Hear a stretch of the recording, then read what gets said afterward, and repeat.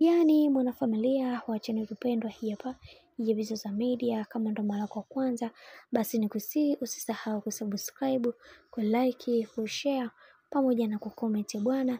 Bibi Nifa awaliza watu wengi na wengi wao wakasema kwamba katika haya yote ambayo anayoyapitia Bibi Nifa, yatupaswa kuweza kuhakikisha kila kitu kwa upande wetu kinakwenda kuwa sawa kama vile ambavyo tulivyoweza kutaraji, na tuache kabisa haya yote ambayo yanayozungumzwa kwa kipindi hiki, kwa sababu midomo ya watu imekuwa mingi sana, na mimi binafsi sipendi kuweza kuona haya yote ambayo yanayotokea katika maisha yangu watu wengine wakayachukua kama yakawa fundisho kwa upande wao.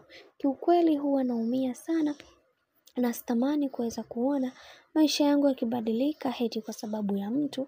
Hili jambo linaniumiza, na sitamani kuweza kuona maisha yangu yakibadilika kwa namna hivi ambavyo ninavyozidi kuyaona. Na pia kwa upande wangu nasema kwamba nitahakikisha kuweza kufanya kile kitu ambacho kinachostahili, na kuweza kuwapa watu hekima katika kila hatua ambayo wanayoipitia. Kwani kwa upande wangu nimeumizwa sana na kile kitu ambacho kinachoongelewa huko mitandaoni kuhusiana na mimi. Kwani mimi si moja kati ya mtu mbaya kama vile ambavyo mnavyofikiria. Kwani mimi ni mtu mzuri, bali ni matatizo tu ambayo yaliyoweza kunikumba, na pia nahitaji kuweza kupata ushirikiano kutoka kwenu na kuweza kuhakikisha kila kitu kwa upande wangu kinakwenda kuwa sawa kama vile ambavyo nilivyotarajia. Naomba mnisamehe katika kila kitu. Kuna watu wengi najua nimewakwaza, na wengi wao walikuwa wananitegemea mimi katika kila maisha ambayo niliyokuwa nayapiga, lakini nimewaangusha kwa hiki kitu ambacho nilichoweza kukifanya. Naomba mnisamehe sana, na nahitaji kuweza kupata msamaha wenu, kwani nyie ndio watu pekee ambao mnaonifanya naendelea kuenjoy na kufurahia katika haya maisha, na nyie ndio watu pekee ambao mlioninyanyua kutoka sehemu moja kwenda sehemu nyingine. Binafsi nafurahia kuweza kuona maisha yangu yakibadilika kadri siku zinavyozidi kwenda. Hicho ndio kitu cha msingi kwa upande wangu, na nawaombea kwa Mungu muweze kufanikisha kila jambo ambalo mlilohitaji kutoka kwa Mungu wetu aweze kuwafanikisha.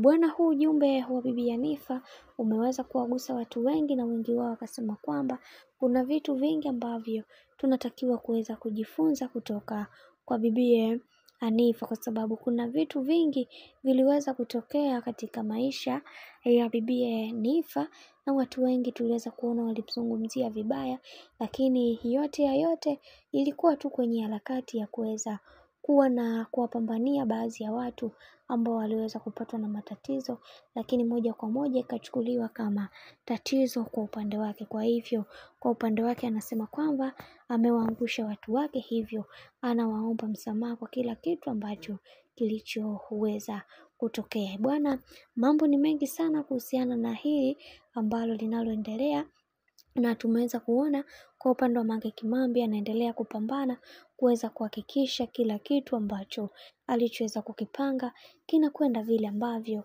kinavyopangwa. Bwana, mambo ni mengi, alafu muda ni mchache.